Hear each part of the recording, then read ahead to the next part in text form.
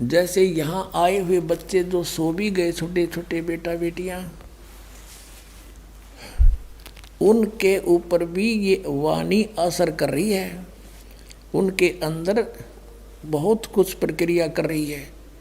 जैसे एक सर्प डसा हुआ व्यक्ति मूर्छित हो जाता है और गार्डू एक मंत्र, एक सेंटेंस सा अपना सिद्ध कर देता है, उस मंत्र को बार बार बोलता रहता है शरीर के ऊपर, वो ना वो तो अचेत पड़ा है, और उसके बोलने से, उस वाणी के मंत्र के प्रभाव से वो विष रहित होकर के सचेत हो जाता है। और ये वाणी तो सब सिद्ध है परमात्मा सतपुरुष की, और हमारी आत्मा असंख्य जन्मों से सनी पड़ी है इन पापों से।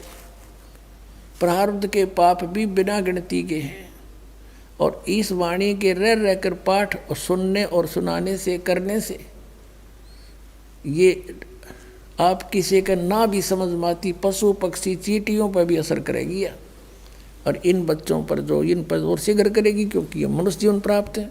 और ये जितने भी पशु पक्षी हैं, जीव जंतु, पेड़ पौधे, घास फूस, ये सभी जीव हैं, ये अपना कर्म भोग रहे हैं। इनके ऊपर भी परमात्मा की यह अमर कथा असर करेगी। इनको शीघ्र अब मनुष्य जीवन मिलना शुरू हो जाएगा। और कलयुग में जहाँ जहाँ इस मालिक की वाणी का प्रचार इब तक ढूंढा ठाओगा परमात्मा, क्योंकि मोबाइल बनवा दिए दाता ने, इसी चिप बनवा दी, इसमें 40 घंटों का सत्संग अमरवाणी आ जाती है। और जहाँ भी कोई बच्चा, जैसे यहाँ देखता है दास कोई बेलदारी कर रहा है अपना, यहाँ कोई सेवा करने आ रहे हैं, मोबाइल चल रहा है, काम कर रहे हैं, खेतों में भी अपने जेब में मोबाइल चल रहा है और काम कर रहे हैं, वाणी वहाँ भी चल रहे हैं, सुन रहे हैं, मंत्र चल रहे हैं। तो जहाँ जहाँ ये वाणी फैलेगी उन सब का उद्धार होगा, इस सत्कर मान लेना, और मनुष्य जीवन प्राप्त होगा।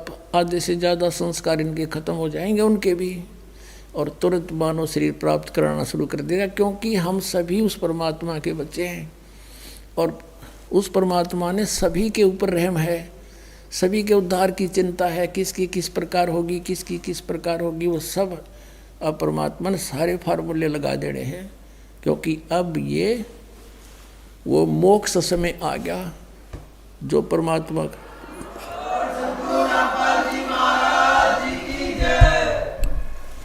तो कहने का भाव दास का ये है कि इस अमरवाणी ने जितनी बार सुना उतना ही थोड़ा, और परमात्मा की कथा को सुनने में आपकी इतनी रुचि रहनी चाहिए, जैसे आप सुबह आहार करते हो और शाम को फिर उसी भूख लगती है, तो आप स्वस्थ हैं।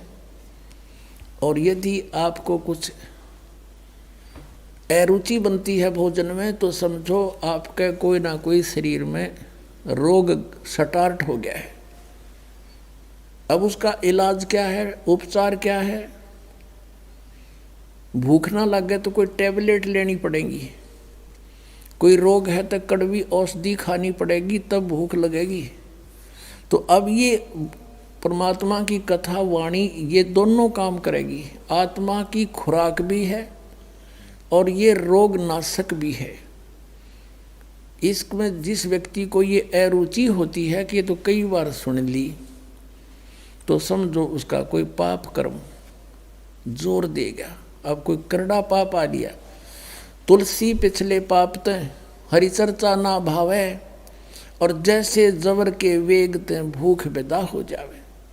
किसी व्यक्ति को मलेरिया जबर हो गया हो और उसको भूख नहीं लगती, काजू किस्मत सेब संतरे रोटी प्रतिदिन जो आहार करते हैं वो भी कड़वी लगती है। रोटी कड़वी नहीं, मनुखा दाख कड़वी नहीं, उस जवर ने उसके शरीर की व्यवस्था इतनी बिगाड़ दी कि स्वादिष्ट वस्तु भी उसको कड़वी लग रही है। उसका ट्रीटमेंट क्या है? कुनीन खानी पड़ेगी, कड़वी जीभ पर बिना रखी जाए इसी कड़वी, और फांकी मारनी पड़ेगी, तब वो जबर उतरेगा। और जबर उतरेगा तो भूख फिर स्टार्ट होएगी, और फिर ऐसी भूख लगेगी बुखार उतरने के बाद इतनी गजब की भूख लग गया करे, घर के भी नो क्या करें, घनी रोटी ना खावा कदे फिर बीमार हो जा।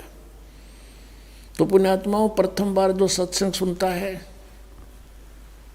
उसने अरुचि सी बनती है, कदे सुना नहीं, कबीर भगवान बताओ, हमने तो ये कदे सुना नहीं। तो ये उसका जवर है, मलेरिया हो रहा उसका। और कुछ एक ना वो भी चर्चा अच्छी ना लगती भगवान की, रागनी कितनी सुन ले, फिल्मी गाने तो रात में भी सुने जा, और ये ना अच्छी लगती, तो उसके पाप कर्म के कारण उसकी आत्मा मूर्छित हो रही है, वह ग्रस्त है उस जवर से, पाप के जवर से। और पाप कटेंगे इस अमृत की वाणी, अमृत वाणी के ट्रीटमेंट से।